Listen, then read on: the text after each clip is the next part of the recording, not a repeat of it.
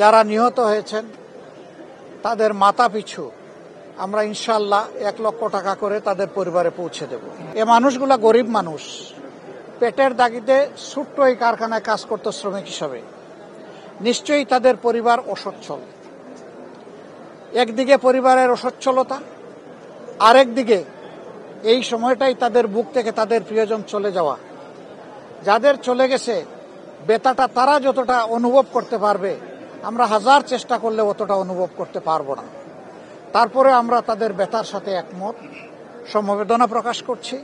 আল্লাহ তাআলার দরবারে দোয়া করি, আল্লাহ তাদেরকে উত্তম ধৈর্য ধারণ করার তৌফিক দান করুন, এবং যে ক্ষতিটা তাদের সংসারে পরিবারে হয়ে গেল, আল্লাহ রাব্বুল আলামিন নিজে অভিভাবক হয়ে তাদের এই ক্ষতিটা পুষিয়ে দিন।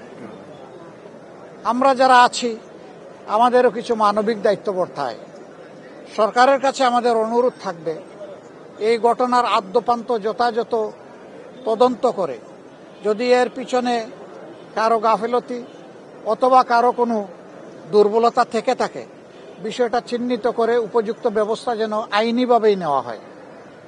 আবার সরকারের কাছে এও দাবি জানাবো, এরা যেহেতু অত্যন্ত স্বল্প আয়ের মানুষ, গরিব মানুষ, পেটের তাগিদেই এখানে এসেছিলেন নুন আনতে, যাদের পান্তা ফুরায়, তাদের পরিবারের দিকে মানবিক দৃষ্টিকোণ থেকে যেন তাকানো হয় এবং তাদেরকে যথাসম্ভব সরকারি তহবিল থেকে আর্থিক পর্যাপ্ত অনুদান প্রদান করা হয়।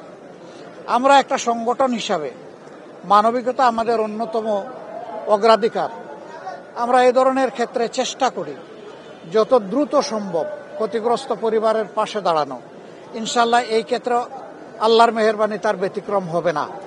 আমরা খুব দ্রুতই তাদের পাশে দাঁড়াবো। আপাতত পরিবারগুলোকে যারা নিহত হয়েছেন তাদের মাথা পিছু আমরা ইনশাআল্লাহ 1 লক্ষ টাকা করে তাদের পরিবারে পৌঁছে দেব। আমরা অনুরোধ জানাবো, সমাজে যারা সম্পদশালী বিত্তশালী মানুষ আছেন তারাও যেন মানবিক দৃষ্টিকোণ নিয়ে এগিয়ে আসেন।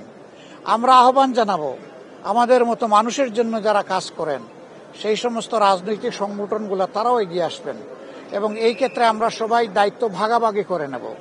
যদি আমরা সবাই একটু একটু করে হাত বাড়াই এই দুস্থ পরিবারগুলোর দিকে, তাহলে তাদের কষ্ট ভুলে যেতে হয়তোবা এটা সহায়ক হবে, হয়তোবা তাদের বাচ্চা কাচ্চাদের কপালের ভাঁজটা একটু দূর হবে। আবার সরকার কিছু প্রব কমিটি করে এর মাধ্যমে কিছু খোঁজ নেওয়া হয়, তখন দেখা যায় যে এই ধরনের বেশ কিছু ক্ষেত্রে কোনো ফিটনেস থাকে না, কোনো লাইসেন্স থাকে না, তাদের পর্যাপ্ত লিগ্যাল কাভারেজ থাকে না এবং সেফটি মেজার থাকে না। না থাকার কারণে মানুষের জীবন বিপন্ন হয়। এই সমস্ত ক্ষেত্রে জাতি হিসাবে আমাদের করণীয় কি? আমরা দ্ব্যর্থহীন কণ্ঠে বলি, ভাই, সমাজের সর্বঙ্গে ব্যথা আপনি মলম লাগাবেন কোথা? সব জায়গায় তো সমস্যা। এইগুলা নিয়ন্ত্রণ করার জন্য, দেখার জন্য এই দেশে যথারীতি প্রতিষ্ঠান রয়েছে, সরকারি প্রতিষ্ঠান, তারা সেখান থেকে বেতন ভাতা পেয়ে থাকেন, তাদের অন্যান্য ফ্যাসিলিটি দেওয়া হয়ে থাকে, কিন্তু অদৃশ্য কারণে এই বিষয়গুলা বছরের পর বছর থেকেই যাচ্ছে আর নিরীহ মানুষ এইভাবে জীবন দিয়েই যাচ্ছে।